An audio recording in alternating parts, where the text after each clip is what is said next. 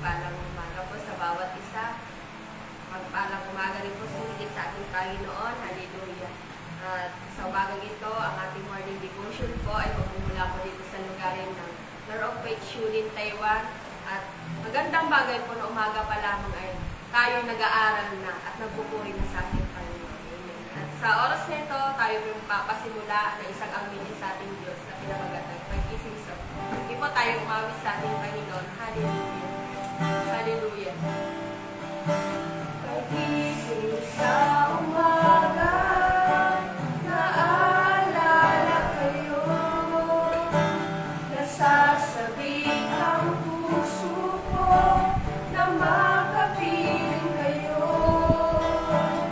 umaawit, sumasamba, sumasayaw sa inyo, naghihintay ng bagong sanyo. Isa pa nga po, pagising sa umaga.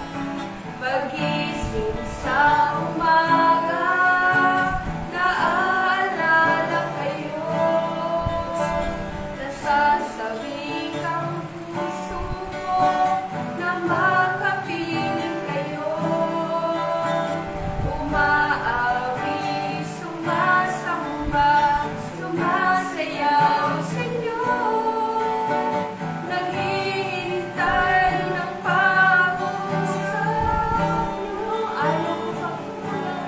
Ayaw kong magkulang ng kapangyarihan nyo. Ayaw kong magkulang ng kabanalan nyo. Jesus, dakila kayo, tanging sandigan ko. Lakas ko ay nanggagaling sa inyo. Ayaw kong magkulang, ayaw kong magkulang ng kapangyarihan nyo. Ayaw kong magkulang ng kabanalan nyo. Jesus, dakila kayo, tanging sandigan ko. Lakas ko ay nanggagaling sa inyo. For the last time, ayaw kong magkulang ng kapangyarihan nyo. Ayaw kong magkulang ng kabanalan nyo. Jesus, dakila kayo, tanging sandigan ko. Lakas ko ay nanggagaling sa inyo. Lakas ko ay nanggagaling sa inyo. Lakas ko ay nanggagaling sa inyo. Hallelujah. Pulis kayo. Hallelujah. Salamat po sa inyo, Panginoon, sa umagang ito. Salamat po sa panibagong hininga at buhay na pinagkatiwala niyo po muli sa amin, O Lord God. Hallelujah. Bago po ang aming pag-aaral, O Lord, patuloy po kami nagpapakumbaba sa inyo. Pangitapatin niyo nga po kami makalapit sa inyong harapan, Panginoon. Ano man po yung nagiging hadlang upang kami hindi makalapit sa inyo, Lord. Linisin at patawarin niyo nga po kami, Panginoon. Hallelujah. Salamat po sa inyo, Lord God, sa mga oras nito. Pinagpapala po namin ang inyong mga salita, magkaroon ito ng kapangyarihan, maging sa mga nakikinig online at sa makikinig pamamaya, O Lord God. Hallelujah. Sumagana palagi yung kapangyarihan niyo. Kagaya ng aming inawit, O Lord God. Hallelujah. Ayaw namin magkulang ng kapangyarihan niyo, Panginoon, ang kabanalan niyo, Lord God. Hallelujah. At ang lakas namin ay nagmumula lamang sa inyo. Kaya patuloy po namin hihingi ng ng bawat mga salita nyo ay maging kalakasan ng aming spiritual. Salamat po sa inyo, Panginoon. Hallelujah. Maging sa inyong likod na gagamitin, O Lord God. Patuloy na magamit lamang siya sa inyong kahangahangang kaparaanan, Panginoon. Hallelujah. Magamit lamang siya sa inyong kalwalhatian, O Lord God. Hallelujah. At madala niya ang inyong mga salita ng mayroong buong tapang. Hallelujah. Hallelujah. Salamat sa inyo, Lord God. Magkaroon palagi ng kapangyarihan ng bawat mabagtis niyang salita. Salamat po sa inyo, Lord God. Pinagpapala po namin ang buong makikinig na inyong mga salita sa pag-aaral po namin, O Lord God. Patuloy na kayo po'y maghari. Patuloy na kayo po'y magbigay sa amin ng karunungan, kaunawaan na nagmumula sa inyo. Dahil apart from you, O Lord, wala po kami magagawa. Kaya sa inyo lamang po kami aasa, O Lord God. Hallelujah. Salamat po sa inyo pong papuri, parangal, pagdakilan, pagluwalhati. Sa pangalan ng inyong anak na si Jesus. Amen and amen. Salamat po sa Panginoon.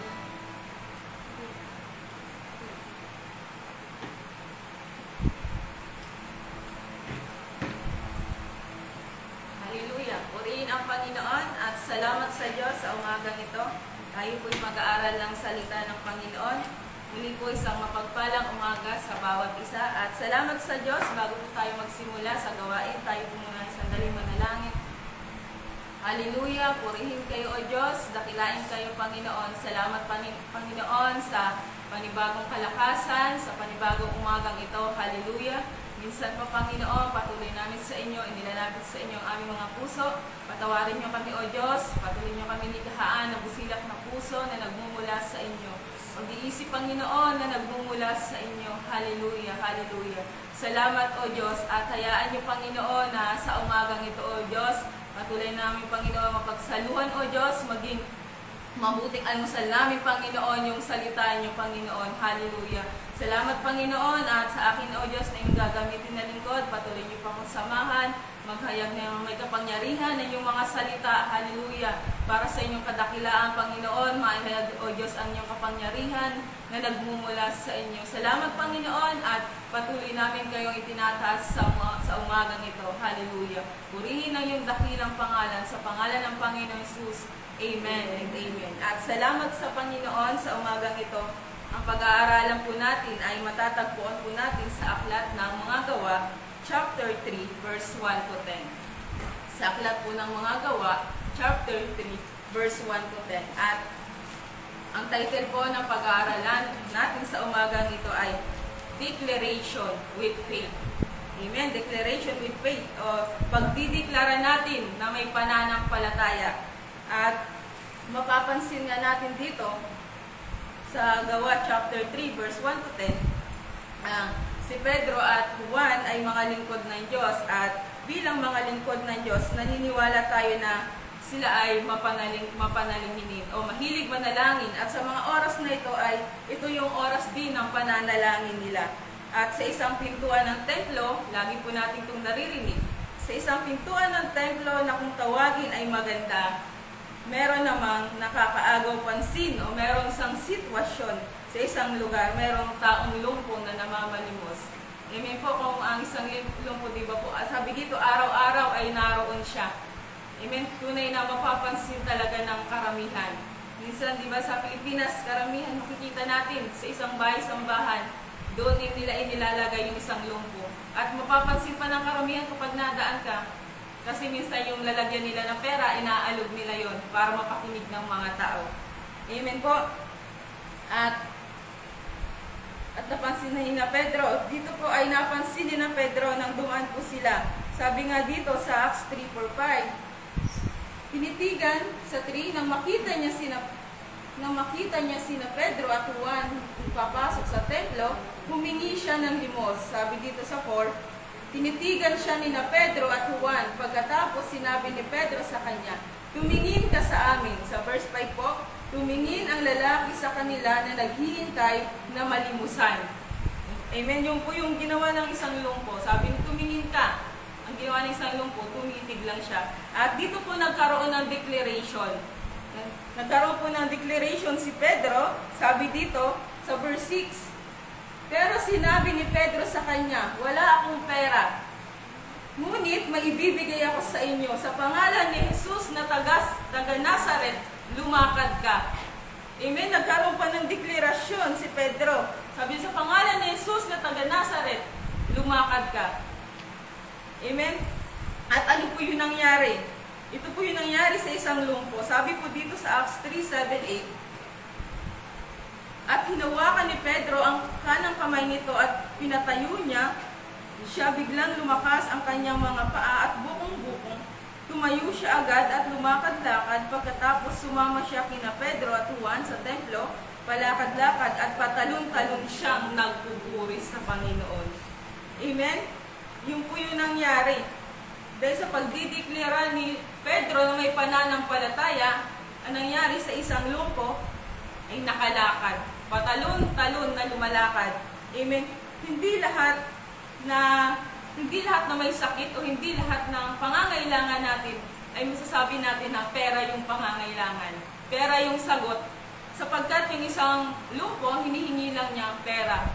Pero higit pa sa pera ang nakuha niya. Amen?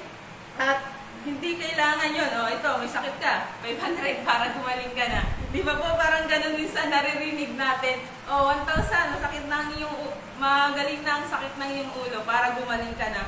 Amen? Mas kailangan po natin ipakilala talaga yung merong Diyos tayo sa buhay.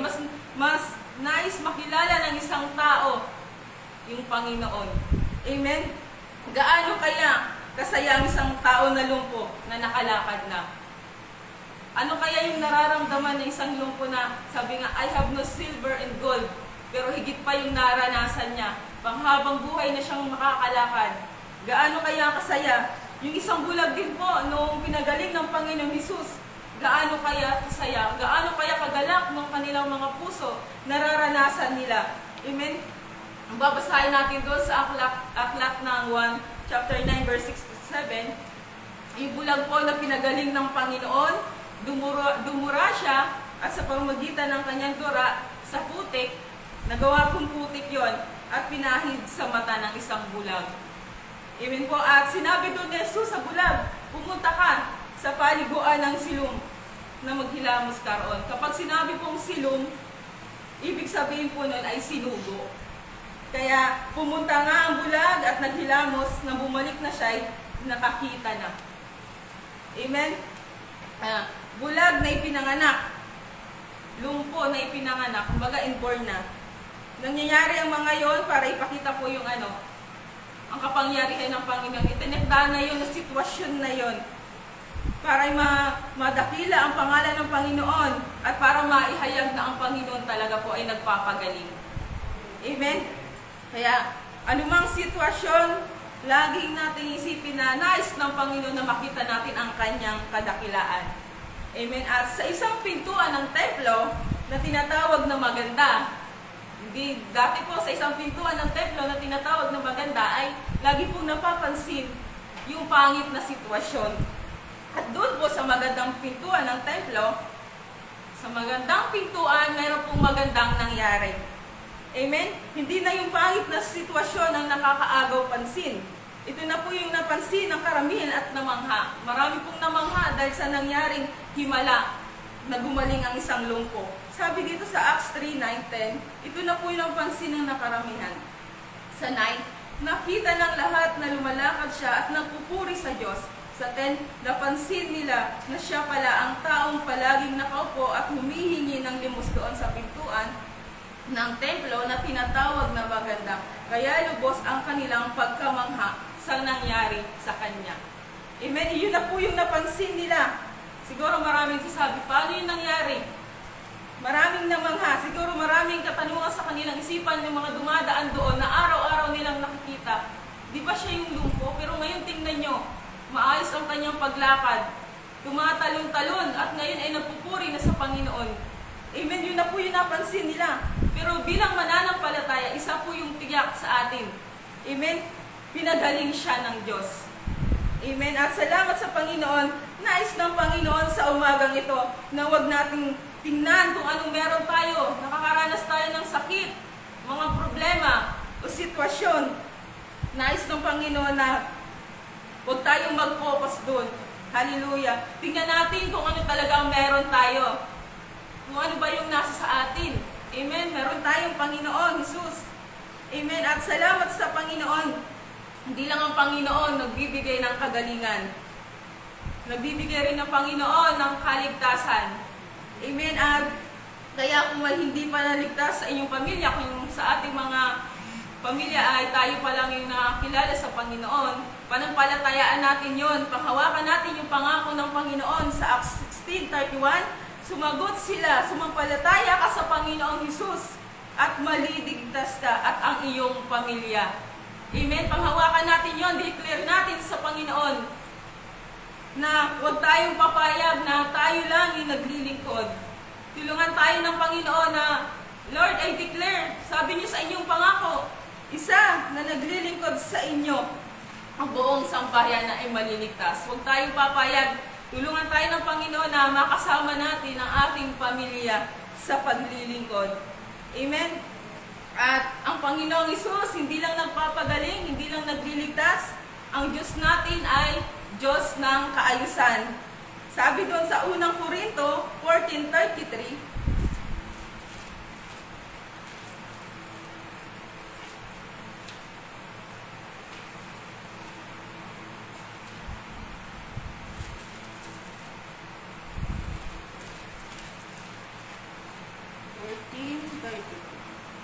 sapagkat ang Diyos ay hindi nagdadala ng kaguluhan, kundi kaayusan, tulad ng nakaugalian sa lahat ng iglesia ng mga pinabanal.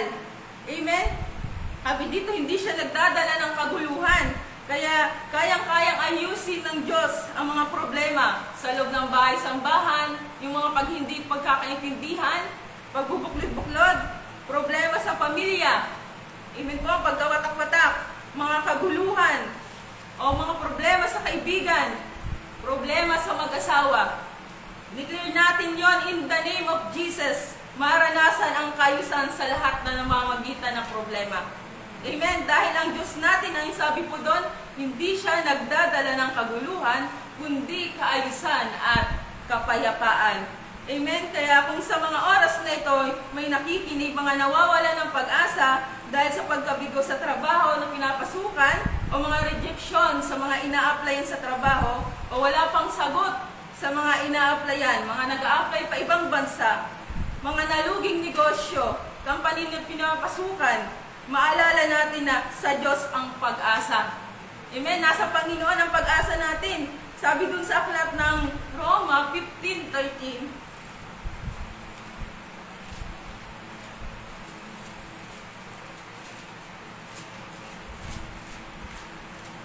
babasahin ko po sa English version. Sabi dito sa 13, may the God of hope fill you all joy and peace as you trust in Him, so that you may overflow with hope by the power of the Holy Spirit. Amen? Maranasan natin yung nag-uumapaw na pag-asa sa Panginoon, nag-uumapaw na kagalakan, at nag-uumapaw na kalakasan. Amen? Saan po yun? Sa pamamagitan ng tulong ng banal na Espiritu. Amen? Kaya i-declare natin yon na yung pag-asa natin ay sa Panginoon. Kagaya ng ginawa ni Pedro, diniklara niya sa pangalan ni Jesus na taga Nazaret, ganun din po tayo. I-declare natin sa umagang ito, sa pangalan ni Jesus na taga Nazaret, ma-restore yung pag-asa ko sa Panginoon. Amen? At bilang mananampalataya, tayo po ay binigyan ng Panginoon ng authority kung paano binigyan ng Panginoon yung 12 niyang tagasunod. Binigyan siya ng kapangyarihan, binigyan sila ng kapangyarihan, magpalayas ng masamang espiritu. Amen? Nabanggit po yun sa Mateo 10:1. Binigyan sila ng Panginoon ng kapangyarihan, magpagaling ng mga sakit at karamdaman. Amen? Binigyan din tayo ng Panginoon ng authority bilang mga anak niya to declare, manalangin sa may mga sakit o karamdaman, mga naguguluhan, pagpapatong ng kamay. Amen? Sa pamagitan ng pagpapatong ng kamay at pananalangin, mararanasan natin magpagaling sa pamagitan ng kapangyarihan ng Panginoon. Amen? Sapagkat ano sabi doon? Binigyan tayo. Sabi sa 2 Timoteo 1:7, sapagkat hindi tayo binigyan ng espiritong kaduwagan, kundi espiritu ng kapangyarihan, pag-ibig at disiplina sa sarili. Amen? Yung nasa kaloob-looban nating espiritu ay hindi po duwag. Meron pa tayong matapang na espiritu na magdeklara. Sa pangalan ng Panginoon Jesus, maranasan ng bawat isa ang kagalingan. Amen? Bakit po? By His blood, we are healed. Amen? Pinagaling na tayo ng Panginoon. Sa unang Pedro 2:24, si Kristo ang umako sa mga kasalanan natin, nang ipako siya sa krus para iwanan na natin ang buhay ng makasalanan at mamuhay ng matuwid dahil sa mga sugat niya. Gumaling na. Amen? Pinagaling na tayo ng Panginoon. It's finished. Tinapos na ng Panginoon. Ang kailangan mo lang, tayuan ang sitwasyon na meron ka. Tayuan ang inyong pananampalataya. Stand firm and take action. Amen? 2,000 years ago, tapos na sa Panginoon.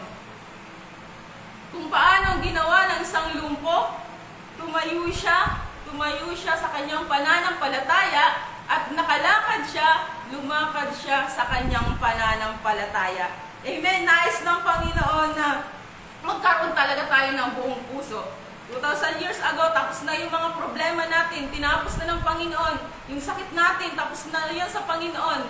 Tapos na ang kwento natin sa Panginoon. Because ang Diyos natin ay ang pasimula at ang wakas. Kaya ano man ang sitwasyon mo ngayon, tayuan mo yan. Amen? Tumayo ka sa iyong pananampalataya. Dahil lahat ng problema ay tapos na yan sa Panginoon. At magkaroon tayo ng buong puso ng pagtitiwala sa Panginoon. Hindi yung divided yung puso natin. Yung kalahati, nakafocus tayo sa isang sitwasyon. At yung kalahati, nakafocus tayo sa Panginoon. Nais ng Panginoon na buo, wholehearted na ibigay natin yung pagtitiwala natin sa Panginoon. Sa pamagitan po na magkaroon tayo ng matibay na connection sa Panginoon. Amen? Kagaya ng isang puno, di ba po, naka-connected siya yung kanyang mga ugat sa pinakailalim ng lupa. Dumaan man ang mga bagyo o anumang ulan, hindi po siya mabubuwal. Ganun po yung nais ng Panginoon sa atin. Magkaroon tayo ng matibay na connection sa Kanya. Amen? Para kapag dumaan man yung mga problema sa ating buhay, pagsubok, merong mga sakit, merong mga hindi maayos na sitwasyon, you will not be shaken. Amen? Hindi po tayo matitinag. Hindi po matitinag yung ating pananampalataya. Amen? We have unshakable faith because we are connected to God na malakas at makapangyarihan. Amen? At hindi hahayaan ng Panginoon na nasa pangit ka na nakalalagayan ng sitwasyon ay mananatiling hindi maganda. Yan ang magdadala sa iyo sa pinakamagandang tagpo ng iyong buhay. Kagaya po ng isang magandang pintuan ng templo, kung tawagin ay merong napakagandang nangyari sa buhay ng isang lumpo. Masasabi po natin na sa isang lumpo, yun na ang isang sa magandang tagpo na nangyari sa kanyang buhay. Amen po, yun na yung pinakamaganda. Sabihin natin na yun na yung pinakamagandang nangyari sa kanyang buhay. Amen. Nais ng Panginoon na ipakilala ang kanyang pangalan na pinakamakapangyarihan sa lahat. Kaya hinahayaan ng Diyos ang pangit na sitwasyon para maipakita at maluwalhati ang kanyang pangalan at kadakilaan. Amen? Magkaroon tayo ng declaration with faith. Magkaroon talaga tayo ng totoong pananampalataya na nagdideklara tayo na mayroong katapangan at pananampalataya at mangyayari nga. Amen? Na kahit sa tingin mo ay imposible na, wala nang magagawa, ganito na yung isang sitwasyon na isang may sakit, hindi na makatayo. Parang alam mo yun na yung last minute niya. Magkaroon tayo ng pagtitiwala sa Panginoon. Dahil imposible sa iyo, imposible sa tao, pero lahat po ay posible sa Diyos. Amen? Dahil ang Diyos natin ay makapangyarihan. Amen? Ang kwento mo sa Panginoon, ang siyang magdadala sa iyo para maluwalhati ang pangalan ng Panginoong Hesus sa iyong buhay. Kagaya ng isang lumpo na nakalakad na siya, tumalon-talon, di ba po kapag tayo galing sa isang sakit o karamdaman, kapag pinadideclare natin ang kagalingan, wala tayong ginagawa kundi ang magpuri sa Panginoon at magpasalamat. Gagaya ng isang ginawa ng lumpo, tumalon-talon siya sa kagalakan at sumama kina Pedro at nagpupuri sa Diyos. Amen? Kaya anuman ang kalalagayan ng bawat isa o sitwasyon sa mga umagang ito, sa mga naririnig, nakakaranas kayo ng karamdaman, kawalan ng pag-asa, merong mga kaguluhan, mga hindi pagkaayos-ayos ng mga sitwasyon, alalahanin po natin na inayos na lahat ng Panginoon. Amen? Declare natin ito na may pananampalataya. declare with faith, receive, and claim it. At salamat sa Panginoon, lagi natin tatandaan, His name is powerful, His name is healer, Jesus is life. Amen. At salamat sa Panginoon, dito po tayo magtatapos sa aklat ng Acts chapter 3 verse 16. Hallelujah.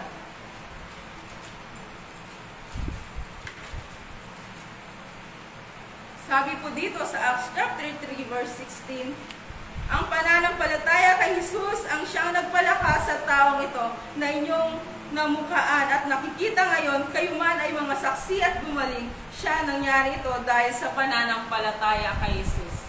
Amen? Magkaroon tayo ng totoong pananampalataya sa Panginoon. Tumayo tayo sa mga sitwasyon natin. Lakaran natin na may pananampalataya. I-declare natin sa umagang ito na may pananampalataya. At salamat sa Panginoon, patuloy tayong magdideklara ng mga panalangin sa umagang ito. Hallelujah! Hallelujah! Na may pasasalamat. Hallelujah! Purihin kayo, Panginoon. Hallelujah! Hallelujah! We praise you, Jesus. Sige nga po, tayo magsambit ng mga papuri sa ating Panginoon sapagkat dapat siyang parangalan. Hallelujah! Hallelujah! Salamat, Panginoon. Purihin ang iyong pinakadakilang pangalan ni Jesus. Hallelujah! Hallelujah! We praise you, Jesus. We glorify your name. Hallelujah! Hallelujah! Salamat, Panginoon, sa umagang ito. Naniniwala kami, Panginoon, at ako'y nagdideklara sa inyo, Panginoon, sa pangalan ng Panginoon Jesus, Lord, yung mga nakakaranas ng karamdaman sa umagang ito, mula ulo hanggang paa, pinagaling niyo na sila, Panginoon. Hallelujah! Hallelujah! May mga sitwasyon na hindi maganda, Panginoon, mga problema sa pamilya, mga nawawala ng pag-asa, in the name of Jesus, nagkaroon na sila, Panginoon, ng kapayapaan at na-restore yung pag-asa nila na nagmumula sa inyo. Hallelujah! Hallelujah! Salamat, Panginoon! Hallelujah! Salamat sa umagang ito na ihayag ang iyong kadakilaan, na ipakita, Panginoon, ang iyong kapangyarihan. Hallelujah! Hallelujah! Kung paano kayo, Panginoon, bumubuhay ng patay, kung paano, Panginoon, kayo nagpapagaling na may mga sakit. Hallelujah! Naniniwala kami sa umagang ito. Lahat na nakaririnig, Panginoon, ang mensaheng ito at mga magkikinig pa, Panginoon, we are healed. Hallelujah! 2,000 years ago, tinapos mo na, Panginoon. Hallelujah! Salamat, Panginoon, at salamat, Panginoon, sa umagang ito. Hallelujah! Patuloy namin kayo tinataas sa mga susunod pa namin gawain, Panginoon. Hallelujah! Sa inyo namin pinagkakatiwala ang lahat. Sa pangalan ng Panginoon Jesus. Amen and Amen. Sa Diyos po ang lahat ng papuri.